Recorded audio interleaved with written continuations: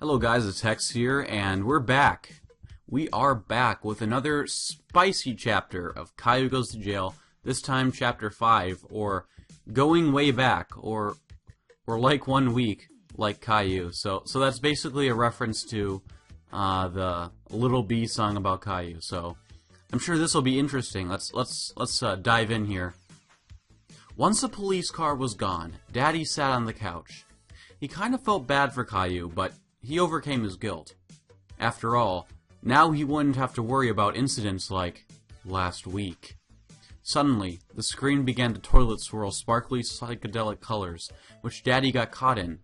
As he swirled around shrieking like a little girl, 3 young gals danced onto the screen in a kicking chorus line, singing in the tune radio stations use when similar ladies sing the call letters and city for that station. You know what this means! It's flashback time! Whee! What even is this? This is... okay. Very interesting start to a chapter. I'll have to say that. Let's continue on. Then they all disappeared in the toilet swirl and a flashback started. 121111, insert Morse code like number line used to separate paragraphs here. Daddy had brought Caillou home from preschool, or, play school. Why can't they just call it preschool in this world, like normal people? Like, you know, sometimes they use it like play care or play group, but play school? Who the hell would call it play school? Ugh, Canadians are just confusing. They call them macro... I'm literally reading from the story right now, by the way. So, like, everything I just said was... except for this. Like, this is not the story, but... That was me. That was the story. Let's keep going. They call macaroni dinner, over-abuse the word but calling preschool play school is just crossing the line. Now, I could rant on and on about how proper terms for schools, but in doing so, I'm leaving Caillou frozen in time with the doorknob in his hand, so on with the story. I think that was a bit from the author, so just to put that out there. Mommy, I'm home! Called Caillou, bursting through the front door. Mommy didn't respond. He walked into the living room and saw Mommy lying on the couch with a small plastic bag filled with mysterious crystal white powder on the coffee table, along with rows of white powder beside it, sitting next to the drinking straw halves and a pair of scissors. Mommy? Oh, I can kind of see what's going on here. Caillou didn't know why Mommy passed out on the couch each and every afternoon, stated the narrator. His daddy said that Mommy was taking a nap. Ugh. Oh well, thought Caillou. Daddy's still on the front porch because the writer forgot to let him in. And Mommy's sleeping, so... I'm going to have some fun, he declared. Caillou had never put his finger in the power socket before. The narrator narrated narratively as Caillou slowly approached the wall outlet. He had seen Mommy and Daddy plug things in it before, but he didn't know he'd soon regret his decision. Caillou slid his finger through one of the holes in the socket. Suddenly he felt a jolt.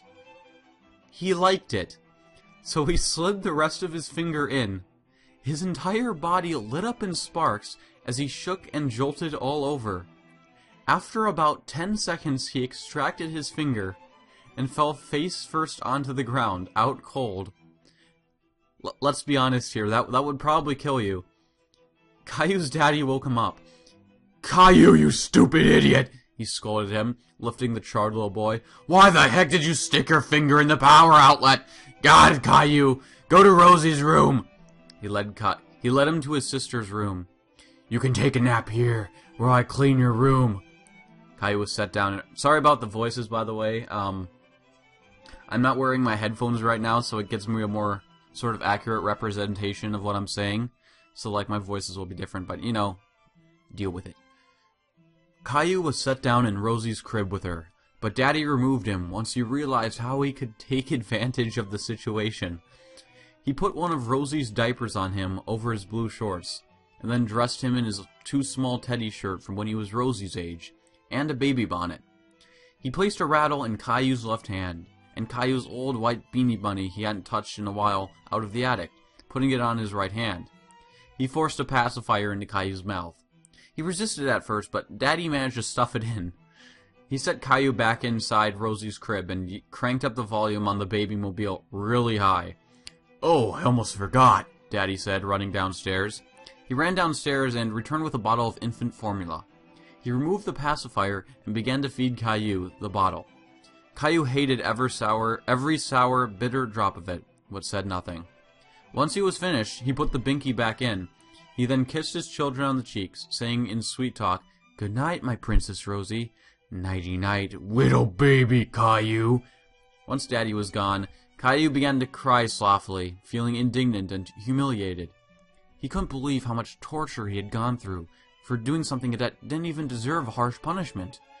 Caillou tried his best to rip off the horrible baby clothes, but Daddy had secured them tight. Ashamed, Caillou eventually cried himself to sleep. The mobile helped somewhat. It can make almost anyone dizzy enough to fall asleep. Caillou awoke not too much later, feeling very lightheaded. He suddenly found out why. Rosie snored so loudly that the air became momentarily deprived of oxygen, and thus her airways began sucking the air out of Caillou's airways. Usually, the idiot wouldn't mind, but the shock from the power socket had temporarily affected his brain. "Caillou was mad," the narrator yelled. "He didn't like sharing the air with Rosie. He wanted to breathe his own air, and he thought that Rosie shouldn't have any of his air." Caillou took his pillow and tied it around Rosie's head. He thought that if he held the pillow over Rosie's face, then he could have all the air to himself.